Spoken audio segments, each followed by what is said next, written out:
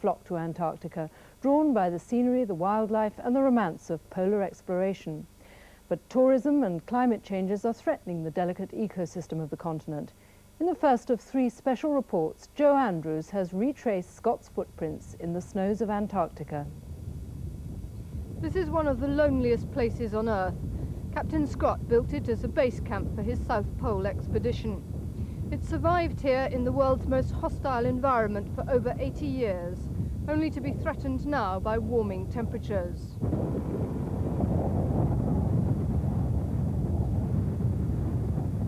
Antarctica is both the most beautiful and the harshest continent of all. In winter, the winds can reach 120 miles an hour.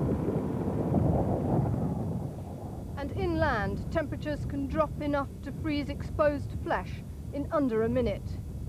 And enough to freeze history. Inside the hut, it looks as though the expedition left only yesterday. It's hard to believe these provisions were bought more than 3/4 of a century ago. There are no mice or rats here, no insects and no dust. You could still eat this ham. Scott's sleeping bag lies on his bunk, his socks and hot water bottle above. 25 men spent the dark winter of 1911 here, one evening celebrating Captain Scott's last birthday. It was from here that Scott and his team left on their ill-fated expedition to the South Pole. In the long years since their deaths, almost everything in this hut has remained perfectly preserved by the cold. But in the last few years, that's been changing rapidly. In summer, temperatures inside are no longer reliably below freezing.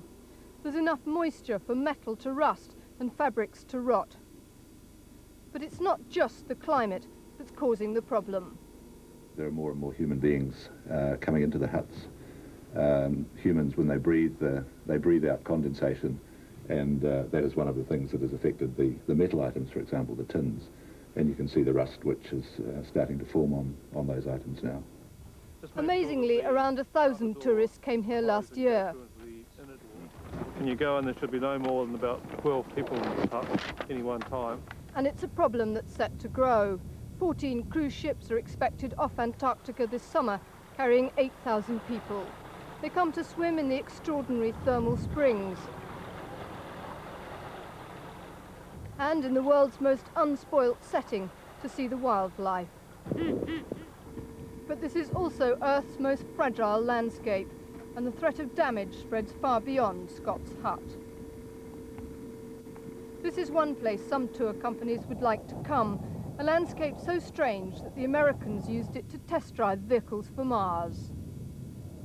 This is the Antarctic desert. It's the driest place in the world.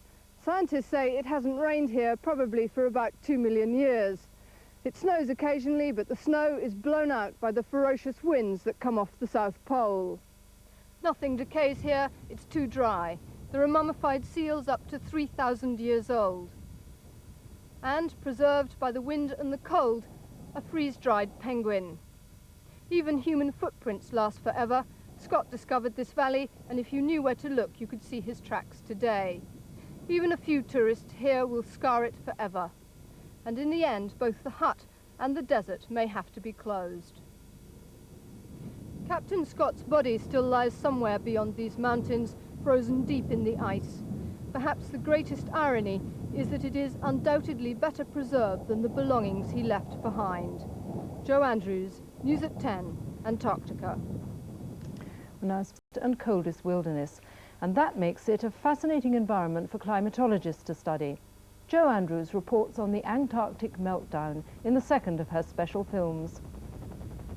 Icebergs marooned in the sea ice like ancient fortresses waiting for the summer to free them. Their bulk hides beneath the water, but still they're just minute chippings from the Antarctic ice cap. It covers an area larger than Australia. 90% of the world's fresh water is locked up here. But now warming temperatures mean the lock has been turned. The ice is starting to melt.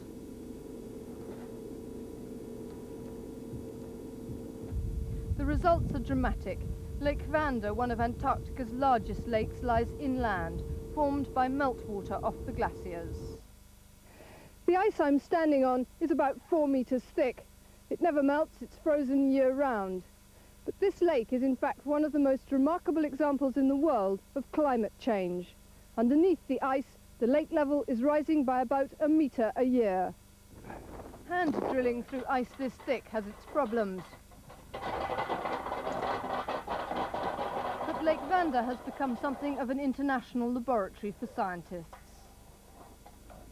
Well, this is going down about 10 centimetres every turn. They're here not just for the rising lake levels. Well, there we go. Whoa! Grab it. Oh.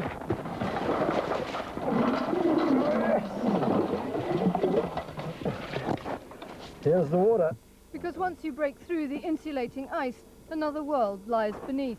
It can be minus 50 degrees outside this tent on the lake. Here we are, we're just hitting 20 degrees now, Joe. Okay, it's 20 degrees at 66 metres. Yet underneath the ice, they record water as warm as the Mediterranean on a summer's day.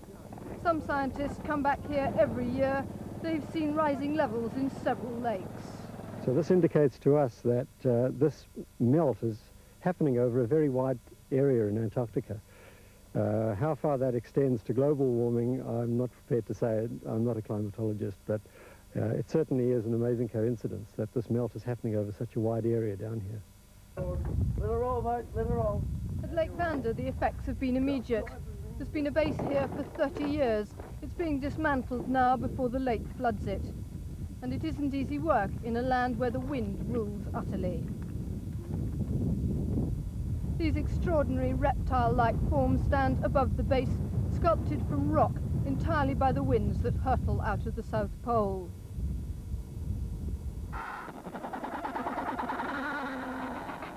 Hundreds of miles away at the edge of the sea ice, the Adelie penguins are preparing their nests. This rookery has been studied for over 10 years. The researchers have found that the penguin population is rising exactly in line with the level of Lake Vanda. The more the lake goes up in any one summer, the more the penguin population increases. The researchers say the warming climate is the reason. 4, 3, 2, 1, he's away. For now, no one knows precisely how this is happening. The evidence is still being gathered in from the skies above Antarctica. But solving the puzzle of a changing climate remains the future's great prize for science. Joe Andrews, News at 10, Antarctica. And tomorrow night we'll have the final report from Joe Andrews in the Antarctic on the fish which generate their own antifreeze. Antarctic, deep below the ice, may be among the most inhospitable places in the world. Yet they are home to some rare and fascinating fish, now protected by law. The fish are of interest to us not just because they are unusual. They could change the way we do a multitude of things, as diverse as transplant operations and making ice cream. This special report is the last of 3 by Joe Andrews. Tonight's is on Sanctuary Antarctica and its hidden scientific treasures. Animals in Antarctica have seen so few human beings that they have no fear of them. These emperor penguins will waddle like a group of tubby waiters to within a few inches of anything interesting. Like all Antarctica's wildlife, they're now protected. For whales in these waters, that's only just come. The Southern Ocean Sanctuary is now a fact. Even so, Japanese whalers may still be here this year to kill up to 300 whales for what they call scientific purposes.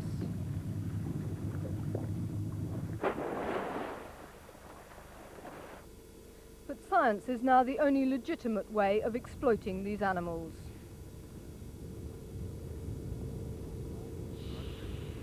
Once Antarctica was a legendary seal slaughtering ground.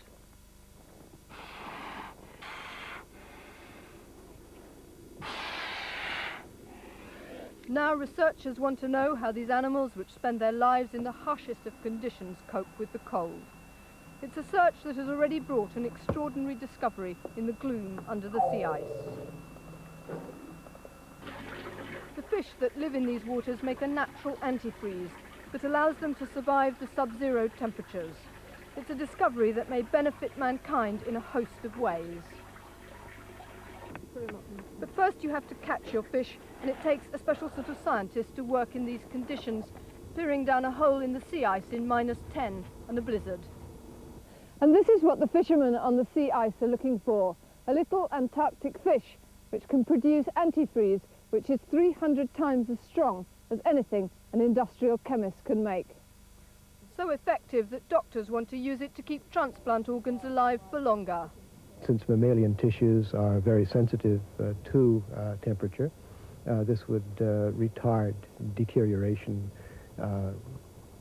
probably significantly for many hours. In a small hut miles out on the sea ice, the Americans are after bigger fish.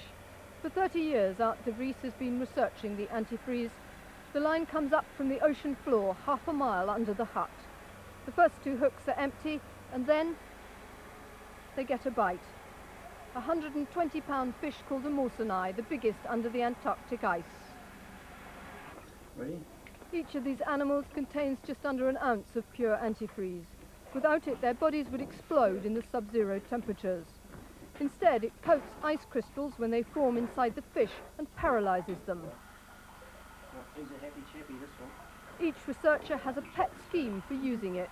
So if there were plenty of fish antifreeze around, you could add a minute amount to your ice cream and probably get it to last longer in deep frozen storage. Antifreeze genes extracted from fish like this one have already been artificially copied in a laboratory.